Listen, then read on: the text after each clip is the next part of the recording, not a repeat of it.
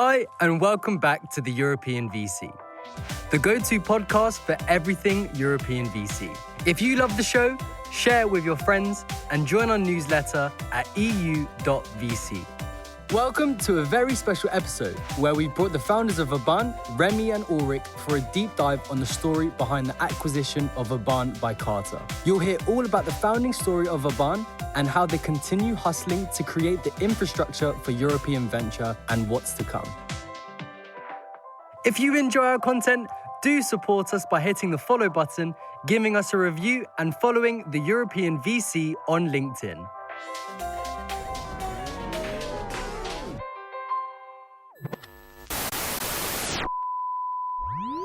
Ulric, Rémy, super cool to have you here on the European VC. People that follow us on LinkedIn, Spotify, Apple Podcasts, whatever, might have noticed that we've been working a bit together. People that invest with us might have noticed that we use Vauban as well. So it's super cool to bring you guys. It's super cool to have this chat with you both. How are things? How are you guys? Awesome. I mean, we wanted to get on the pod for so long, so I'm glad we finally did it. Yeah, all you had to do was sell your company. Congrats, guys. Yeah, easy. Come on. That's a high bar. Guys, I hope this will be the big reveal episode because you are the entrepreneurs in our beloved VC space. You've been building a company that has mattered to a lot of us. So I think it is awesome to finally bring you on here for this show where we can kind of pull back the curtain a bit and talk about how did Vauban actually come to be, and of course also hear the story of the sale and how it all came to be. Take us through the love story that is Vauban. I really love the story behind it. Yeah, I mean, I can touch on first on a kind of background story on how we met with Rémy, because we've been launching so many failed projects and startups before. We met in freshman year at university, in business school. We worked on trading algorithm, at first, trying to on eToro trading forex exchange, FX stocks, etc. And then we are seeing all what's happening on the tech side in startups. At the time, there was a French tech crunch. So we were big fan of reading all the article, and we were okay, yeah, we need to do something. We need to launch our project or a startup. So our first idea and first project was called Save SMS, and it was essentially to back up your text messages. So it was before WhatsApp. If you change phone, you needed a system to back up your SMS. So we launched that, and the idea then in terms of monetization was to be able to print your text messages in a book. And that was a huge success. And it's funny because we developed an algorithm to filter your love and sex messages. So you can, only read the real, interesting conversation and then print a book about it. And it was a complete failure, but it was fun. You should have pivoted that to be what a guy could use to check his girlfriend's phone, see if there's any other messages that include that kind of stuff. Make it a super nasty spy ad. That could have been a great pivot. Next project was a fashion marketplace. And it's funny that we did that because we were really the least fashionable people at uni. And so we didn't understand at all, our user target, etc. But, we went on working on it for 2 years, developing an iPhone app.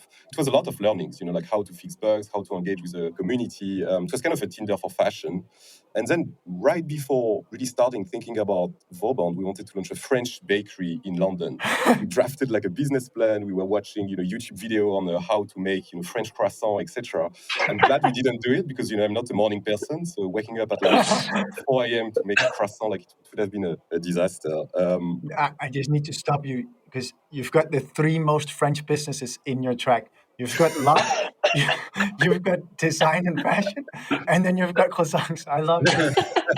It's funny, I never thought about that. It's true, it's quite something. Sorry, Ulric. Yeah, anyway, and then we were we thought, we knew software quite well, and we are really passionate about startups, etc. So we thought we could, raise a fund, invest our friends' money at university, and when we told to lawyers, accountants, etc., we realized it was, almost impossible to do it.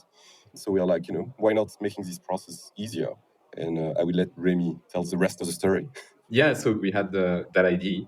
So what we did is basically we did set up a landing page, and I think we also quite quickly realized that it's basically, you guys know that better than anyone, but it's a lot of people's fantasy to start an investment firm, right? And if you look around, whether it's in banking, investment management, entrepreneurship, etc., real estate, a lot of people dream is actually to launch, an investment business, to use their expertise for that. There's no easy way to do it, right? You can launch an e-commerce business with your wife or husband in a few clicks on Shopify. But if you want to launch an investment management business, it's a proper nightmare.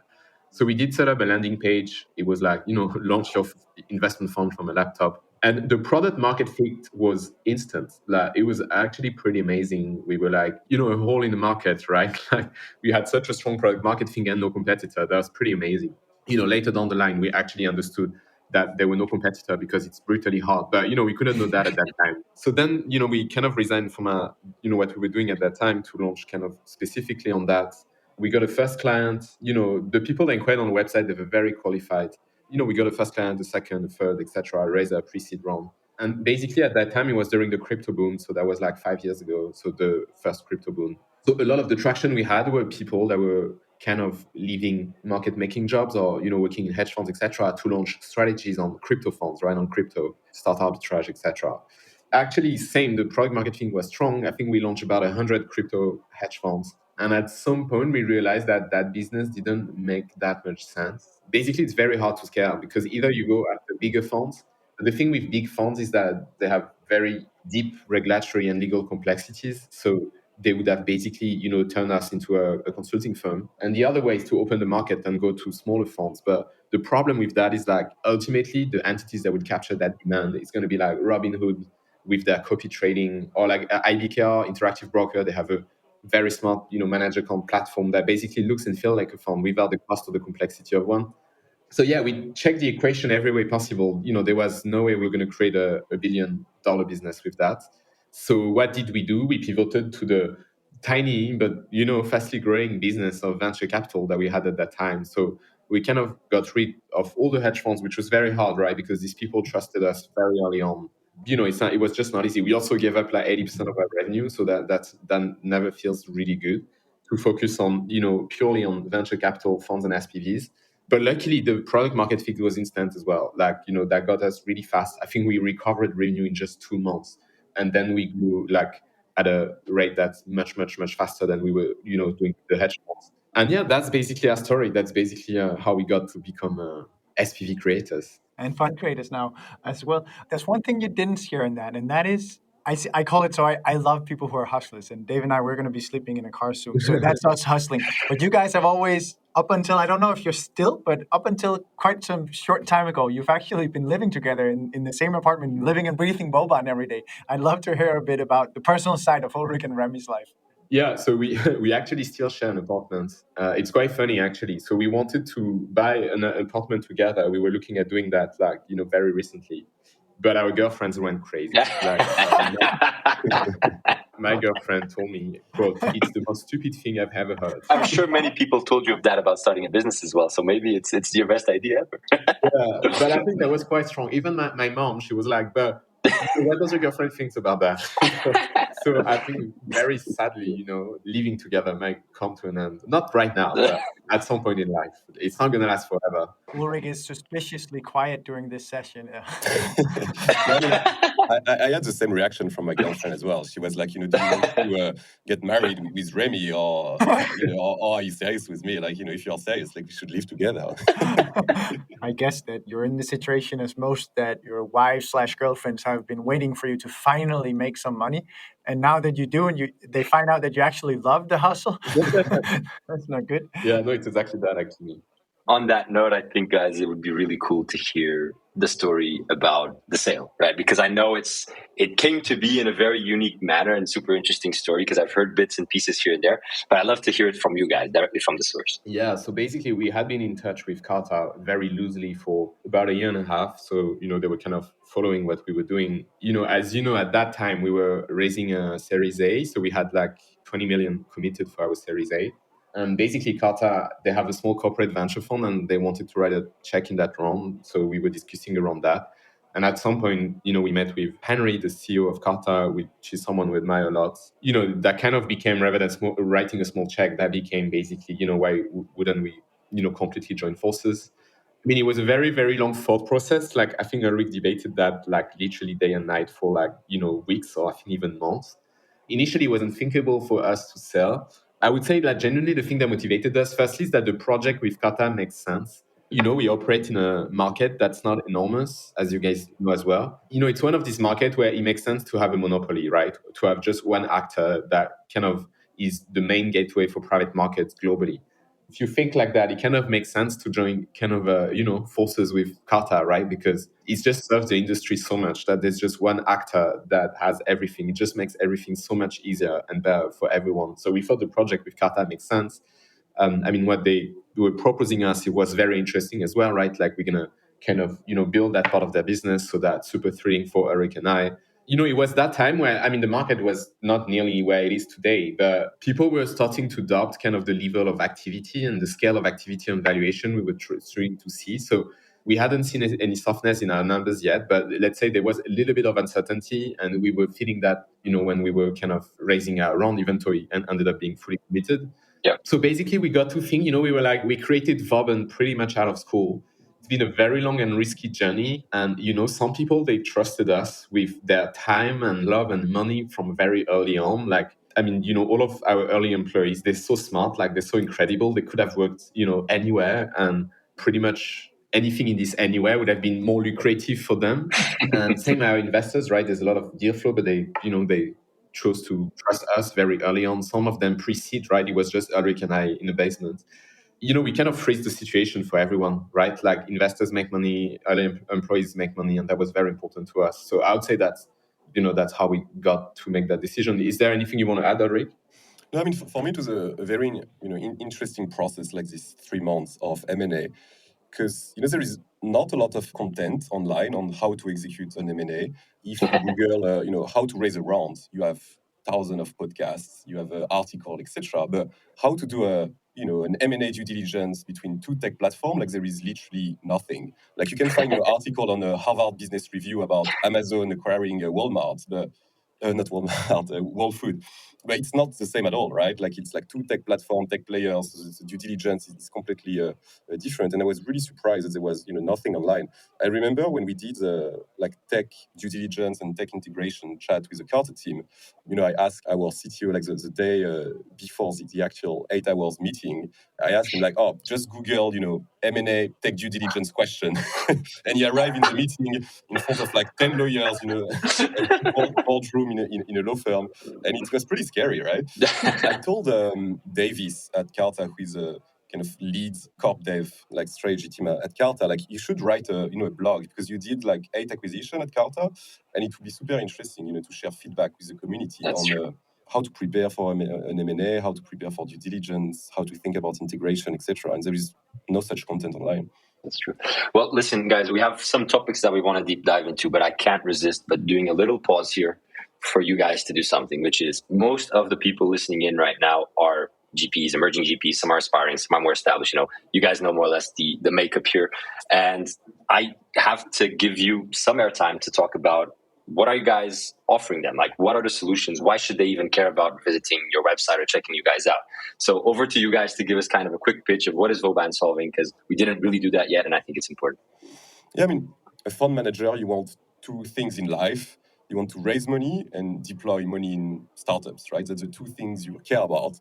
And you don't want to have to deal with regulation, taxes, legal work, accounting, onboarding your LPs, KYC, AML, etc. All the boring stuff, etc. We have fun doing that, right? It's our it's our business. But as a fund manager, you just want to focus on raising money, deploying capital, and that's what we do basically. We do all the infrastructure, back office, middle office, so that you can raise your angel syndicate on a deal by deal basis with SPVs, or you can raise your funds completely streamlined and online.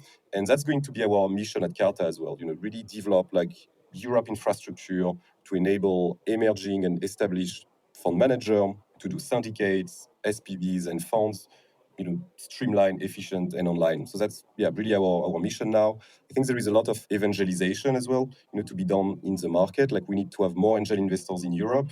We need to build this ecosystem, and that's why I love you guys and EUVC, because that's what you're doing as well, right?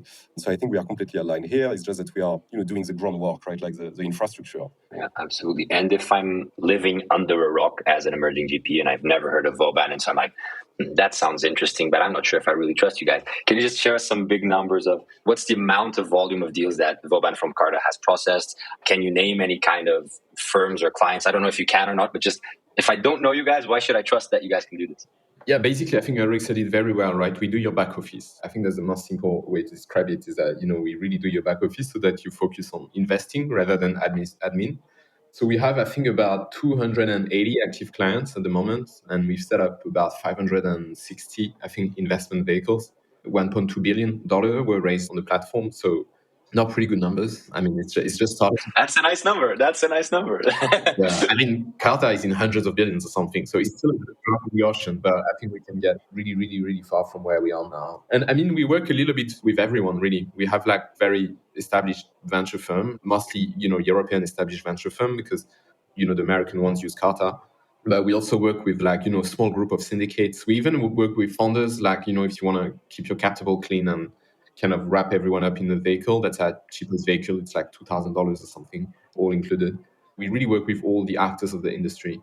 You always think when there's an integration like this, well, what will this mean? What will happen? What is the ambition? So we've seen AngelList come into Europe before, and then they pulled back, and everyone kind of said, well, the Americans don't want Europe because it's a fucking mess. But now it seems like, okay, Carta comes along, and they say, okay, we buy Vauban, and then that's our entry into Europe. But at the same time, it's also you're offering something on the small end of clients that Carta don't really cover as well, at least in Europe. But I'd love to hear, where do you complement each other and what's the strategic thinking behind the vision? I mean, we want to create, the first 100 billion private market company with Carta. Our mission is really to develop the emerging, side of the market because Carta product is really, really good on institutional funds. So, above 100 million, it's the best, fund admin out there, tech fund admin that you can have. And our mission is really to develop, syndicate and emerging fund manager. So more top of the funnel. Our two missions are really clear. Carta is doing a lot of things as well in liquidity, they have, Carta liquidity, Carta X, where, an employee can do secondaries, etc. So I think with Vauban, we'll be able to create this kind of a private market hub for fund manager, employees, startups, etc. So I think it could be very powerful. Yeah, I would say right now our priority is really to make sure that Carta reaches monopole, or at least reaches monopole in Europe and the US. But I think they have a super strong presence in Asia as well. But in the markets it operates. Basically, if I had to divide that industry, I think there are four kind of big nodes. The first one are founders, startups. The second one are startup employees. The third one are GPs, so venture firm. And lastly, there are LPs, investors in venture funds, basically. That's really the four nodes that, one needs to control to get massive network effects. And if you look at it, even AngelList, that's kind of, how they probably think, right? They had a startup employee product, then a founder product, then a more GP product. So right now, that's Carta. These are the three we're focusing on. So GPs, LPs, and startup employees. And startups, not GP, startup, and startup employees. So Carta in the US, they have total comp, etc., and they're launching tax product for startup employees as well. We very much focus on GPs at the moment. And obviously, Carta has a strong dominance on the startup node because I think 60% of American startups use them for capital. So yeah, we really want to get to a monopole on these nodes. Then I think the next big node is to capture for us are LPs. Because if you look at it right now, we have loads of LPs on the platform, right? I think we have 6,000 or 7,000. Carta probably has hundreds of thousands. But our relationship to them is very transactional. I guess some of you listening to that podcast might have already went through the experience, but it's really much, you log in, you do your KYC, sign a document, make a payment, done. And you come back maybe, once in a while to check your performance. It's okay, but we don't really offer them so much value as we could, right? So it's very much our intention in the future to start building more for LPs to help them, with taxes, with liquidity, and generally make their lives easier. In Europe, we have many platforms that I would have normally pegged as Vauban's competitor. But now it kind of seems like some of them are having more of a community play or, marketplace play where they say, okay, this is actually our business that we want to capture the place where people find deals. And then that's kind of where we make our money. There's not really the play that's in store for Vauban and Carta, right? Stay tuned. Boom, I'll stop the recording now. Where do we go from there? a slightly different take on this conversation of the future of Vauban. You guys, aside from the acquisition, of course, you guys recently announced something that is quite interesting, which was the Lux structure. That was in the making for quite some time. And I think Rémy Ulric, would be cool to hear you guys kind of say, why is that a big thing and an important thing that you guys focus so much time? And then what's coming next? What can we talk about? Yeah, I mean, we've been thinking about going to Luxembourg for the last 4 years. And we never, executed on it because it's just very hard jurisdiction. It's like super high cost to launch a fund in Luxembourg. It's like 200K of, lawyer fee. If you want a fund administrator, it's like, 100, 200K per year. So we needed a lot of, research and development on how to make it work. And I'm glad to announce we did it. So, right now you can launch your fund in Luxembourg and we take care of everything, including the regulation, so that you don't have to, register an investment manager or anything. We do that under our umbrella. So we act as the investment manager and we do the fund admin as well and the back office and everything. And we are capable of doing that for 30K per year. So it's really a super attractive offer for anyone that wants to start their first fund. And it's great as well, for European LPs, because when you are in Europe, you want to invest in a European structure. And Luxembourg is the best for that. So it was really important for us that if we wanted to, be the number one player in Europe, we have to offer a European jurisdiction. So I'm very, very excited about this. Like we have a lot of clients that sign up. We just launched this offer for these products last week, and we have already a lot of people like signing up. So it's very exciting. And we have launched as well Luxembourg SPVs. So it's really if you want to do a fund in Luxembourg, or if you want to do SPVs, we can do it in Luxembourg. That's really exciting. I have a question about future and about Europe that I get asked a lot, which is rolling funds. Will we ever be able to do rolling funds in Europe? What do you guys think? What's your position there? What have you learned over the last couple of years? I guess you've looked into it a lot. I think it depends what you mean by rolling fund. Like, we're certainly going to be able to do a similar concept, basically it's open-ended, etc. Then it wouldn't exactly replicate all the mechanics of a rolling fund because it basically uses a vehicle that it doesn't really exist in Europe. And when it does, it comes with fees that just make it not worth it. But it's very much our intention to build an open-ended private fund, basically an open-ended venture capital fund. I would say it probably won't come with like quarterly subscription. It will be more like a freedom fund, right? Like you just raise when you want, deploy when you want, and then we just equalize everything. So it's one of the things actually that's very good about joining Carta. So they have their own general ledger. It's really a fund admin nerdery. But basically today we rely on an external general ledger and they have their own one, which is like very modern and optimized. So, we would be able to do something that's open-ended without, climbing the cost too massively because there would be no manual work essentially. So last time, Ulric, when we had a LinkedIn live chat, I think a month or two ago, I asked you about your feelings around the sale and where to now for Rémy and Ulric, and I wasn't able to get you to say too much about the personal side. And now you've had a bit of time to think, so I'd love to hear Ulric and Rémy. We started this conversation out with, so Rémy, you've been taking some vacation, haven't you? Where are you in life? What's happening? Everything is great, yeah. I think, Carta has been very kind to us, and I think the team... I forgot the word in English when you put a plant on another. Anyway, the fusion, if we can call it, has been, very synergical and has been working very well. And it's pretty much it. Ulric and I intention is very much, to stay on board with Carta and build the next $100 billion private market company. And yeah, that's pretty much where we are in life. No, honestly, I don't really know what to say because nothing has really changed and we are still hustling, right? We are not just... resting on a holiday, right? Like there is so much that needs to be accomplished. We have a business plan we need to execute on. So, it feels like a startup, really. It's just like instead of, doing your fundraising rounds, you basically ask for, a budget of next year and you need to negotiate your budget. But for that, you need to demonstrate like you have strong numbers, etc. So it really feels the same, honestly.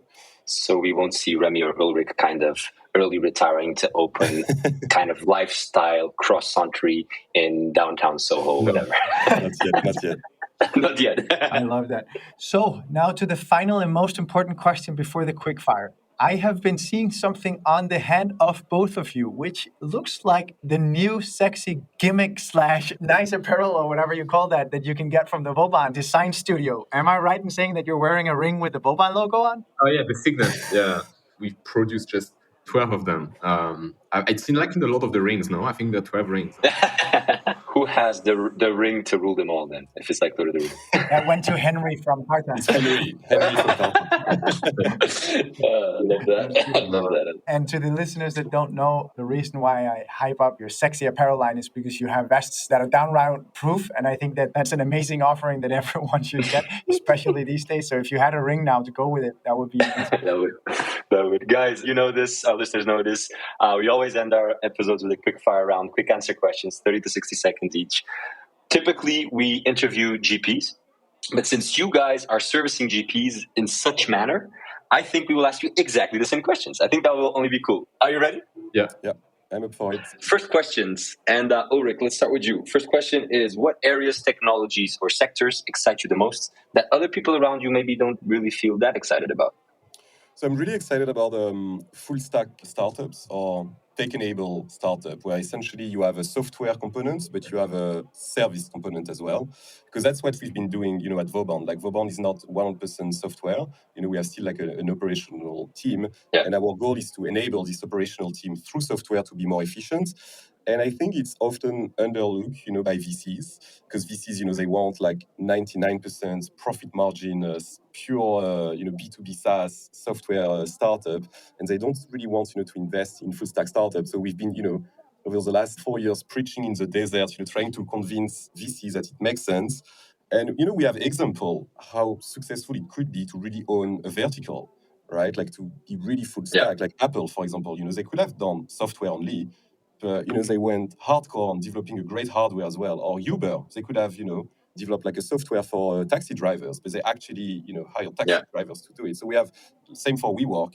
So we have many, many examples on, on big success with full stack startups. So, you shouldn't be afraid to have like a service component if it's useful for the industry you operate in. Rémy, I know this is a hard one, but same question to you. What excites you the most that people around you don't really feel that excited about? Yeah, obviously, I'm very excited about full stack startups as well. I think it's basically the way to go to convert industries that have mostly, resisted technology until now.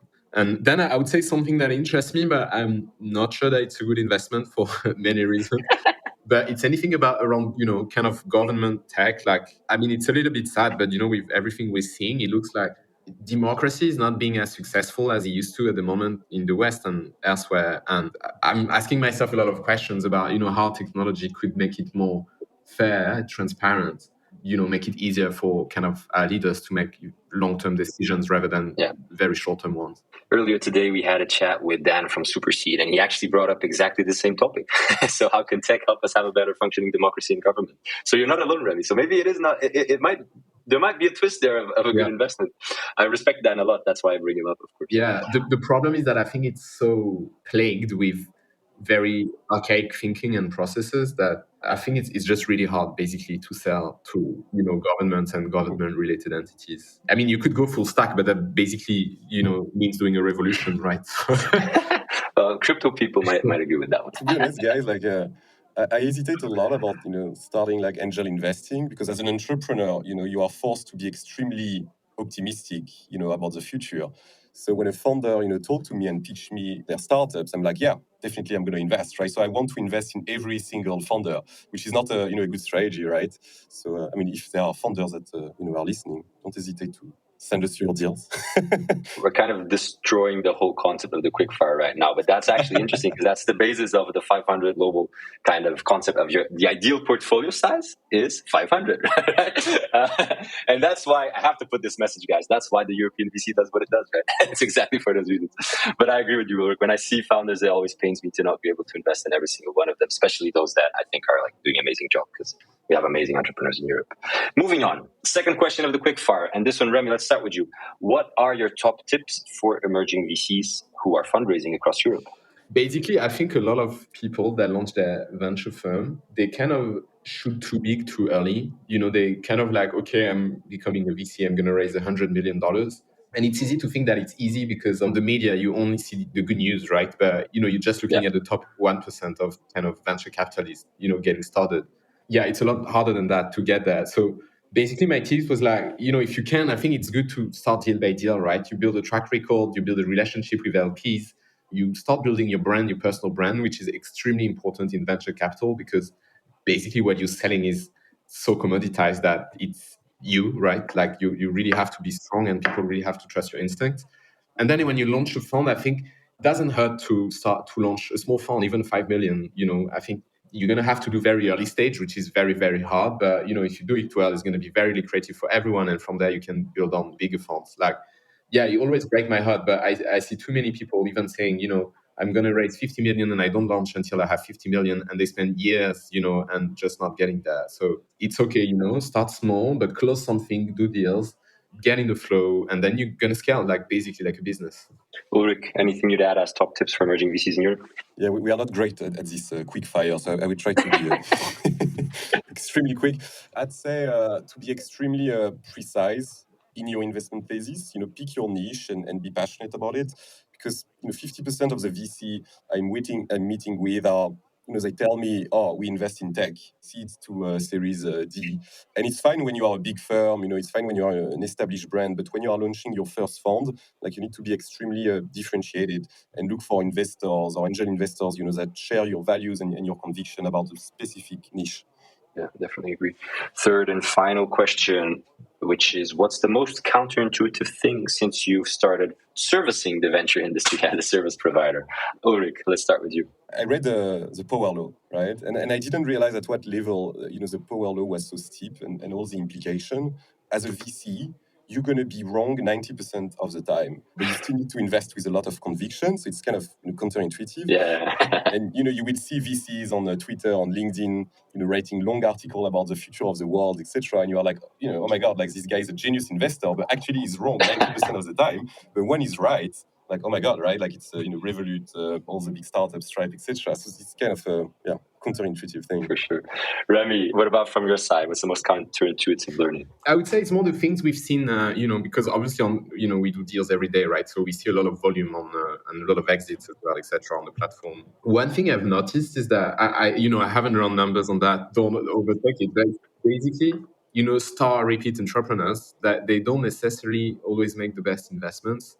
I mean, I have in mind a lot of occurrences like that we've seen on the platform where there were companies started by, people that already, built a unicorn or, exited the company, etc. They create a new company and they tend to have the attention because first, they're going to be able to raise from very famous, VC firms. And, as VC really like to say, I co-invested with that very famous firm. And plus, mathematically, they've learned a lot of things in the first adventure. So they're slightly more likely to succeed.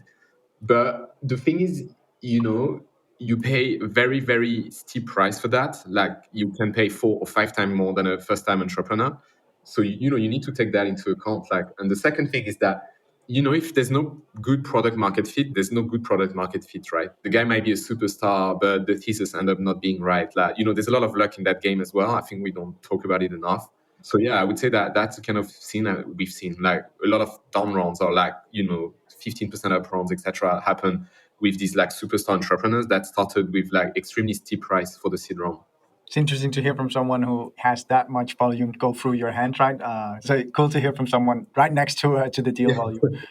Guys, thanks so much for joining us for this episode of the European VC. It was a special one. I think actually it's the first time we talked to a founding team now that I think of it. I guess you guys, you're doing quite some activity as angels as well. So I think it makes all the sense from that perspective as well. So guys, thanks so much for joining us. Have a great day. Cheers, guys. Thank you for having us. Cheers.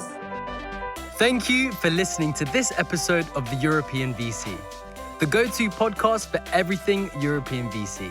If you love the show, share it with your friends and join our newsletter at eu.vc.